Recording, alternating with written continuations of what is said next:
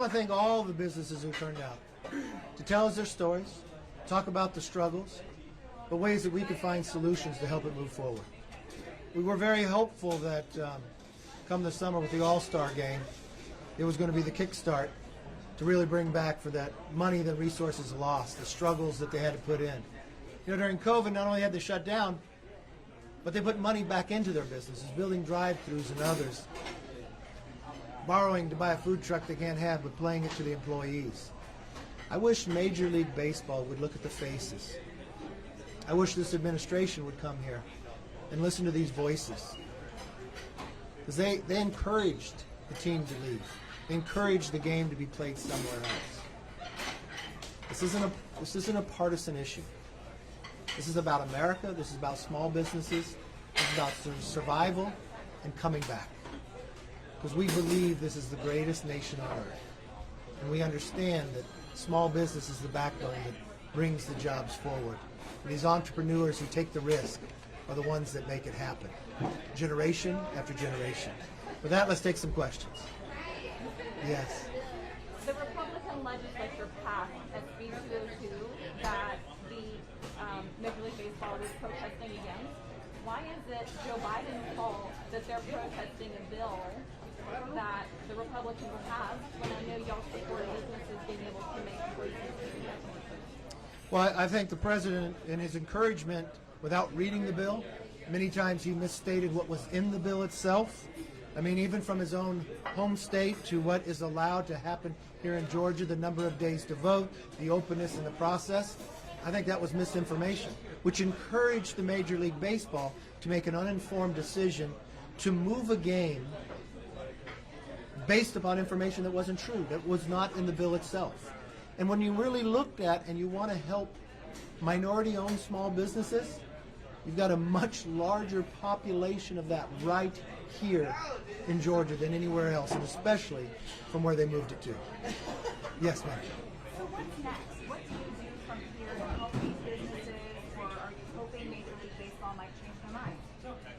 Well, I wish Major League Baseball would learn the lesson from this, to not make a rash decision, to make informed decisions, to read the bills before they make judgment. This movement in this country about wokeness has got to stop. We can disagree on things, but let's base it upon facts. What I really want to have happen here is not the people who have been hurt, the small businesses, but more importantly, every single one that stood up here, the entrepreneur that risked everything, they would tell you it wasn't about them. They're more concerned about their employees. How do they help them? They put a lot of plans, they put a lot of investment into that week. And for a lot of people that get an all-star game, that's Christmas for their business. That helps them go on to other months. I think Major League Baseball should find a way to make it up to this community, because they made an uninformed decision and they harmed a lot of people who are out of work and could have made overtime, could have been able to make investments that they were missing, especially after COVID. How much do you think is suggested Stacey Abrams is behind some of this to move the ball game out of Georgia? Do you believe she was behind it?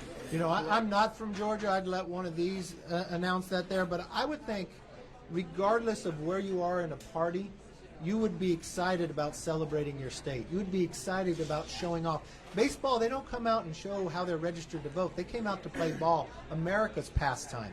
And that's an excitement to be here, to be able to achieve the right to have the All-Star game. And it's not just one night, it's the home run derby. It's the people who come from across the nation to be able to see this state, to walk into diners such as this, to go and see your arts and your other communities that are here. That is a success for the entire state. That is why people would like to have it. So I would hope nobody in Georgia would have encouraged them to leave. I think that would be the wrong approach. Representative Ferguson, there are thousands of Delta employees that live in your district. Are they a big business that you think has done bad, and do you wish them ill? No, we stand with the Delta employees. I happen to represent more Delta employees and their families than any other member of Congress, and we're standing with them. We've had many of them come to us and say, thank you for being our voice. We are afraid to speak up. We're afraid for our jobs. We're afraid of the hostile work environment that's been created there. So, no, we stand with it. I get on a Delta flight every week to go back and forth to D.C. It's not wrong to punish the men and women of Delta because their CEO lost his moral compass on this issue. Yes, ma'am. Will you call for a vote to seek the removal of Liz Cheney from your leadership team? You know, the conference decides all that. We're here talking about small business, and we're talking about solutions, ways that we can help America continue to grow. I started my first small business when I was 20. I know what the struggle is. I know what it's like to try to make payroll, to get more sales, and that's what we're here to do. Mr. Slater? Yes. Thank you. Governor Trump stood against President Trump in his efforts to overturn the election.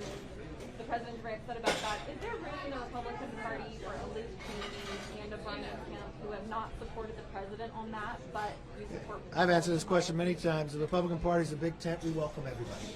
Thank you very much. Thank you all. Have a good day. And be sure to get some cake or pie on the way up.